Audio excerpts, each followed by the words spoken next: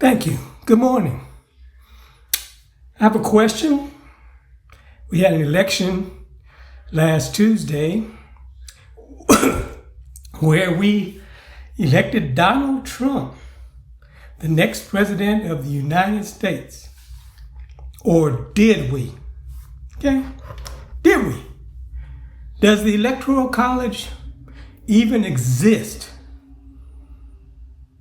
And what purpose does it serve in the constitutionally established electoral process to choose the president?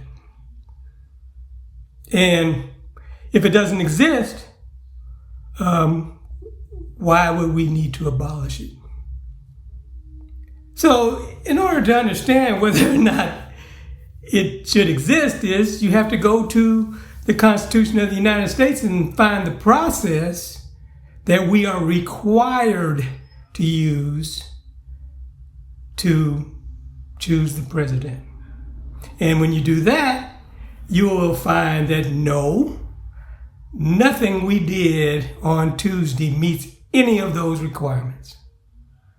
Because you have to choose the electors, the right number of electors, and they have to vote by discrete ballots, and they have to make discrete list of all persons receiving votes. And that word discrete means that the elector themselves writes that name on that ballot and indicates which one of the ballots were for the president and which one was for the vice president. They don't vote from a common ballot. Why? Because they are the headhunters. They're the ones who are supposed to identify and vet all the candidates for their state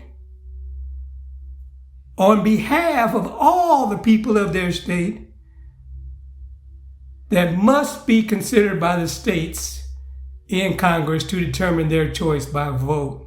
Why? Because if a person is identified by a majority of all the electors, then that person becomes president. That's all the people, because the electors are proportional to all the people, and they are an exact representation of all the people. Okay? So the electors voting is all the people voting. Not voters, all the people. That's every man, woman, and child that resides within each state. Okay? And there are no 3/5 persons counted. Everyone is counted as a whole person. Okay? A free person, because we only have free persons in the United States. We don't have any slaves or any other category that can determine that a person is not a free person. So the representation has to be of all the people. Okay? And let me tell you something. If the states assembled in Congress today wanted to determine the president, they could determine that all the states had to appoint their electors at 9:00 a.m.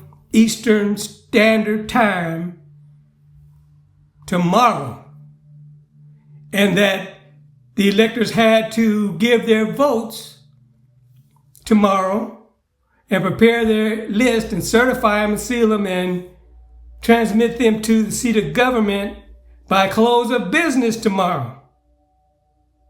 They could open those certificates from every state on Wednesday to count all the votes and determine if any person received the required majority of the electors to become president.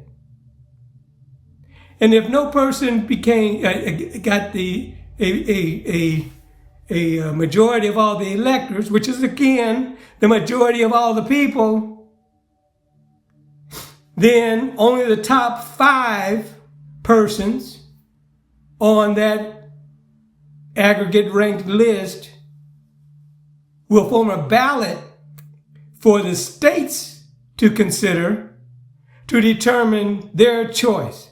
They have to use those 5 persons to make their choice by vote. 1 vote per state, and a majority of all the states is necessary to the choice. By the 12th Amendment, that only changed to the top 3 on the aggregate list for president and the top 2 on the aggregate list for vice presidency. It's still 5, and that's how they skated, because they couldn't really amend the Constitution. Okay? And there's a good reason why they shouldn't have amended that at all. But the only thing they changed was they required that each elector indicate on their 2 ballots which was cast for president, which was cast for vice president, and a distinct list had to be made for each. Okay? And then once they voted on Wednesday and determined their choice, they could seat the president, the new president, on Thursday morning at 9 a.m. Eastern Standard Time. I don't care what they did last Tuesday in that daggone election. Okay? But let's talk about the main problem with the Electoral College. It's underrepresented because we aren't representing the states properly in the House. It says the whole number of senators and representatives. Well, how do you calculate the whole number that each state is entitled in the Congress? That goes back to Article 1, Section 2, Clause 3, which says that each state is entitled to a percentage of the House, representation in the House, equal to their number. And that's a percentage. That's not a number of representatives. That's a percentage. Each state has a right to that percentage based on their population of the representation in the House. That representation, that percentage has to be converted into a whole number of representatives. And the only way to do that is with a proportionality constant. And that proportionality constant is 1 for 30,000. It's a constant. It's not a maximum. It's a constant. Why? Because you have to maintain the proportionality, because after you calculate the whole number of representatives for each state, the percentage of the aggregate whole number of representatives has to be the same percentage as they are entitled based on the numeration. And if you do that calculation correctly, it is required that we have 11,021 representatives in the House of Representatives today. Why? Because that's the whole number of representatives that does not exceed 1 representative for every 30,000 which reside within each state, based on the 2020 census, which is an enumeration. It's a count.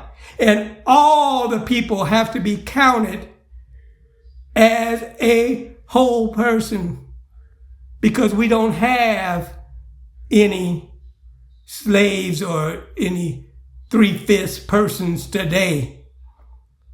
Thank you.